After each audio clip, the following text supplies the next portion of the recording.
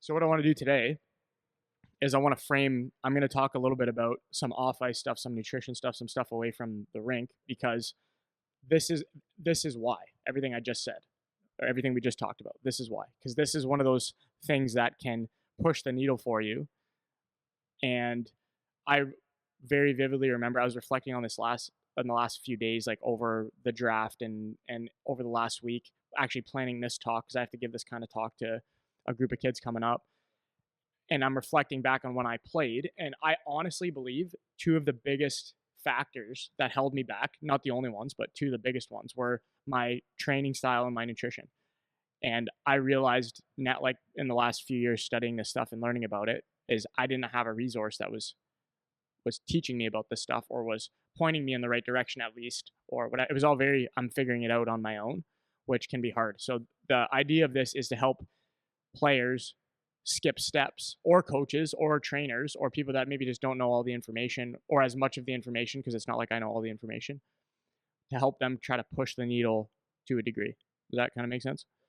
Okay, so what I'm going to do is kind of run through some of this information, mostly on nutrition stuff. Maybe I'll talk a little bit about off-ice training, whatever. You can kind of punch in and ask questions.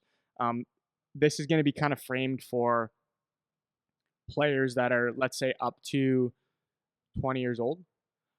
And I was going to say younger than that, but I remember not knowing this stuff when I was like 22 still, like some of this stuff. So it's probably applicable to kids even older than that. Like we have some, for sure. We have some NCAA guys with us now that I know for sure don't know any of this stuff.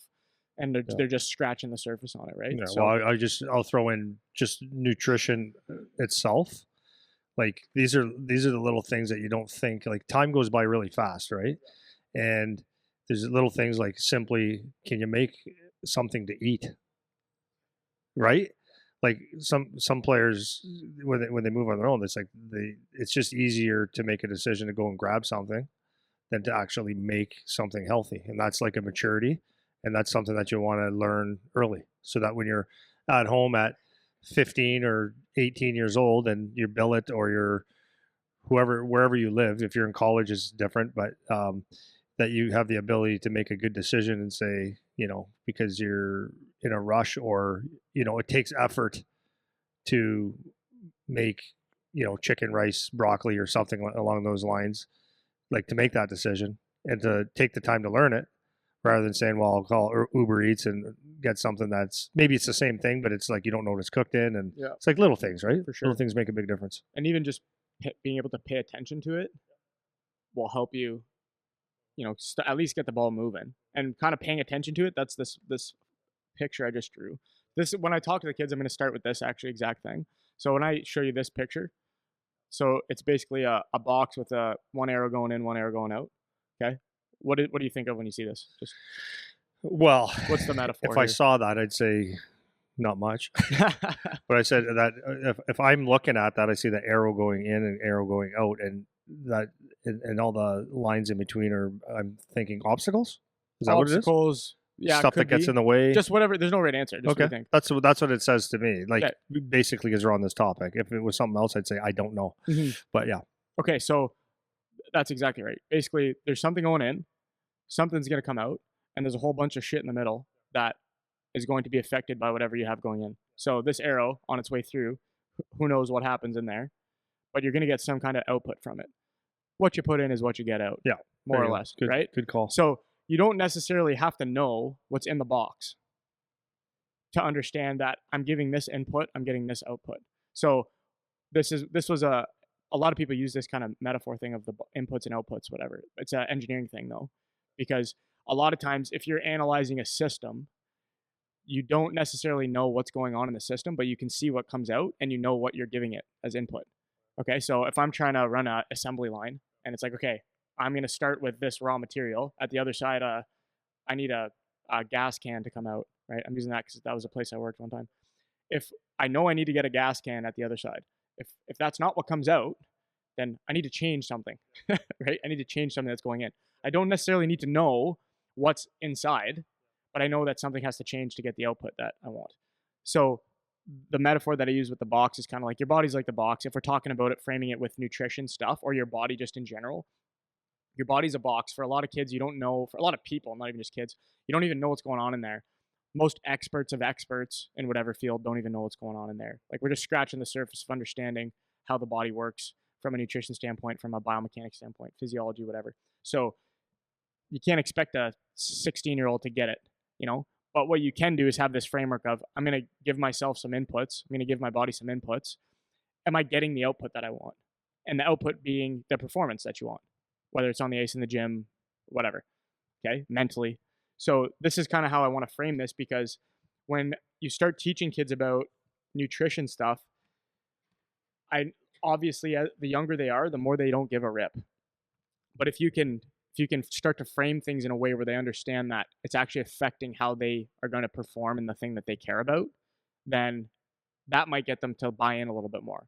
So I was having a conversation with somebody, because they were asking me to do nutrition coaching for their kid, and their kid is going to be 14. And so I said to him, like, I can do that if that's what you want, but ask the kid first, right? Ask the kid, because I know obviously you want him to care about it. Obviously you see the value as an adult, or you at least see more of the value as an adult. But if the kid doesn't want to hear it, then it's a waste of your time, it's a waste of your money. And maybe there's more low-hanging fruit you can go after first that don't require you to pay for a nutrition coach when the kid doesn't care and you don't really get the value out of it, you know? So what I try to do when I'm coaching some of these concepts is just try to frame it in a way where you can make them care. And there's no better way to do that with kids than ask them, what do they care about? And then try to frame your explanation in a way that works for them.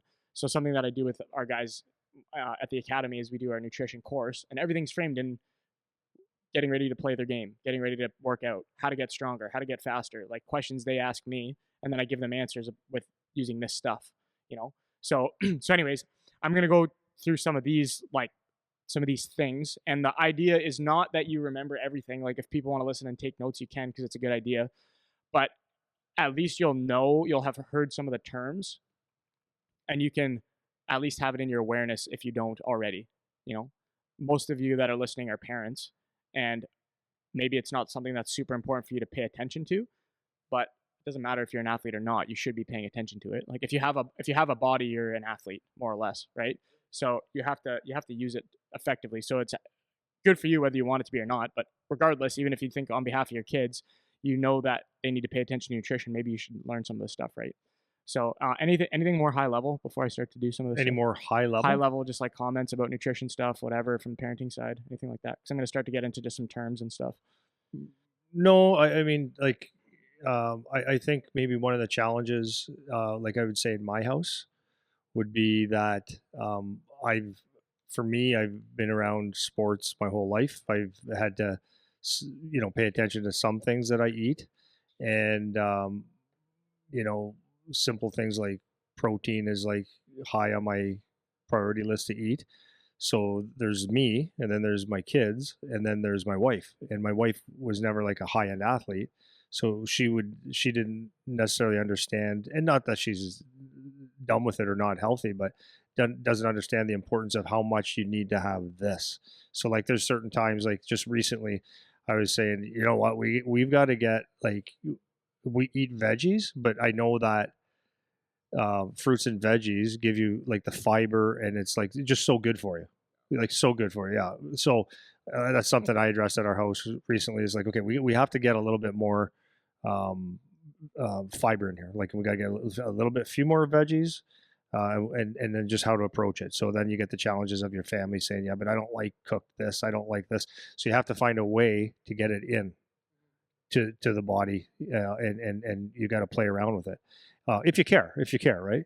So, so I care about myself, and I care about my family. So I was like, for me, I knew that was one of the missing ingredients that I kind of just not.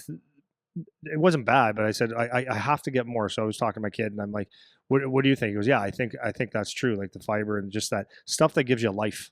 You know what I mean? Like a lot of times you can get caught up, like, especially if you watch some social media and you get caught up in like maybe carnivore, or you see people eating a lot less carbs.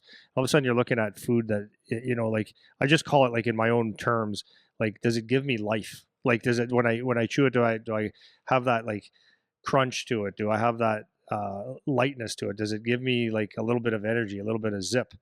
And that was the one thing I said. I think we're just a little bit low on that again. Like in the last couple of weeks, I just switched that around, and my kid goes, "Yeah, Dad, I really like." Because I said, what I'm going to do is to keep it simple. I'm not a big necessarily has to be a shake, because I think you can get carried away with shakes, and maybe the forms of the food gets depleted or whatever, or you don't get the same crunch and stuff. But I said, you know what, let's get it in. I said, so the first thing is like I'm making like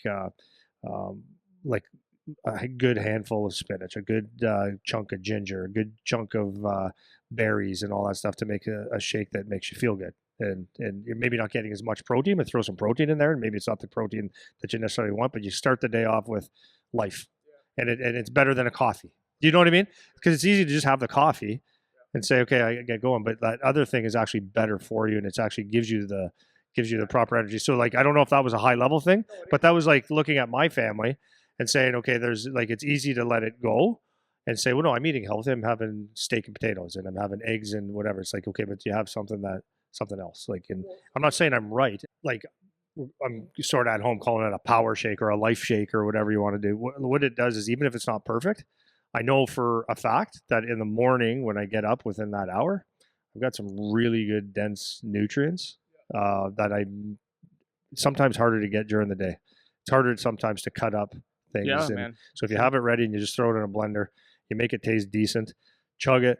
You know that in the morning you got a whole bunch of vitamins and minerals and water and all that good stuff. And it's like, okay, I started the day off and I got that in me. And it's like, now it's might have enough for the whole day. It's in, and it takes 4 seconds. So I'm happy that you kind of brought that up too, because maybe before I go into this more like a philosophy, is just having a little bit of purpose to what you're doing. That's all it's about. It doesn't have to be this like scientist shit. It's just having a little bit of purpose of why am I consuming the thing I'm consuming, and just asking that question. And sometimes your reason can just be I like it. It could just be that, why are you having a bowl of cereal first thing in the morning? Is it the best thing? No. Is it a protein source? No. Is it micronutrient dense? No. Do you really like it though? Yeah, I do. Okay, fine. So have that, but then add some other things that make the whole thing a little bit more balanced. So it doesn't have to be hate your life and whatever. It's just bringing a little bit of awareness and purpose in the way that you're talking about with your family. Hey, like I'm feeling not so good about X. So let's fix X by doing this. So it's more about that from a philosophy standpoint, and bringing that awareness to your family, to your kid, to yourself. Maybe you don't even think of this. You run out the door with a coffee and never have anything that has any nutrients in it. Like, not a good way to start your day. Not a good way to start your day with no protein. These kinds of things. So generally speaking, you can bring some of that, analyze your own family dynamic when it comes to food, when it comes to nutrition, and figure out what works in the framework of what you guys can do. Because there's always something. It could just be having a glass of freaking water. You know what I mean? Yeah, water So with some lemon in yeah, it. you know Like, what I mean? yeah. So